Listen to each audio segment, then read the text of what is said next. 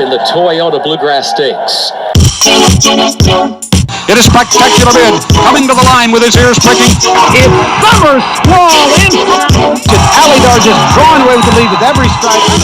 It's Holy Bull. He draws away in hand. Down the stretch. Emmanuel is in command. Smile Happy comes away with the lead. And ZANDON is running late. He is now taking command. It's over. Courtland Simmons with you here at the CS Racing Report, bringing class to the Bluegrass as we come to you in sky blue with the review of the Bluegrass Stakes, won by ZANDON by 2.5 lengths in 150.35 over Smile Happy. He was 3 3/4 lengths in front of the early pace setter EMMANUEL. And the takeaways from this race, A, was that ZANDON overcame a slow pace, a short stretch run when his plan to be a stalk and pouncer in this race went awry. He got pinched back. He was able to overcome that, run a very impressive race, running a 12:26 final furlong and registering a 98 Beyer speed figure, a 5-point improvement on his best. Very impressive to be able to do that against a horse in Smile Happy, who's a pretty good horse, that got first run on him, who ran the race that he wanted to run. Smile Happy basically lost ground in the first turn. Track, nevertheless, was 3 wide when making his bid and stalking EMMANUEL. Got the lead, didn't hang in the stretch. He was just passed by a horse with a lot of forward momentum. Ran on second best. That was my characterization of him. Whereas the winner, as aforementioned, 3.5 wide, got covered up, split horses on the turn, went 4 or 5 wide, had to split horses again, bumped, drove. He was driving, drew clear. The things that you have to look at that you have to like is that he overcame those things, A and B. Will it work going 10 furlongs? Can, in a race with a lot of speed, will that tactic work?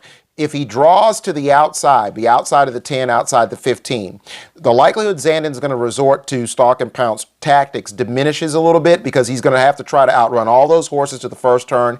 And even if he's successful in doing so, he's going to be used. So I think the better plan is probably going to be to try to outrun a couple slower types and a couple speeds and tuck in behind the others and be wherever he ends up landing in mid-flight, 6th, 7th, 8th. If he gets an inside draw, inside the 1 to the 5, the 5 to the 10, inside the 15, I think that he's got a better chance to navigate whatever trip he wants to take, whether he wants to pull back from all the speed up front or he wants to basically be forward in that first flight, 3rd, 4th, 5th.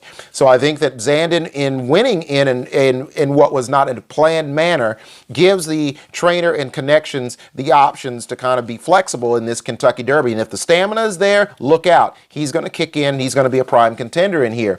His early odds are 6 to 1. Try second choice with Taba and Messier. That may be a number for a horse that could potentially be coming from out of the back. Too low for some people. Some may like that number. Either way, ZANDON was very, very impressive in posting this win. He is certainly going to be a horse that's going to be talked about in the days leading up to the Kentucky Derby. We're certainly going to cover him along with the rest of the field in this long, winding road that's become shorter to the Kentucky Oaks and the Kentucky Derby right here at the CS Racing Report. Emmanuel is in command. Emmanuel impressively striding out nicely. Smile Happy comes away with the lead. Smile Happy is kicked into high gear. Down the stretch. It's Summer Squall on the inside now with the lead. It's Holy Bull. He draws away in hand under Mike Smith. ZANDON has moved through all kinds of traffic from the back of the pack. In deep stretch, it's over. ZANDON wins the Toyota Bluegrass with a dramatic stretch run. Final furlong of the Toyota Bluegrass. HARLAN'S Holiday has the advantage clear from Brooklyn. He opens up by 2.5.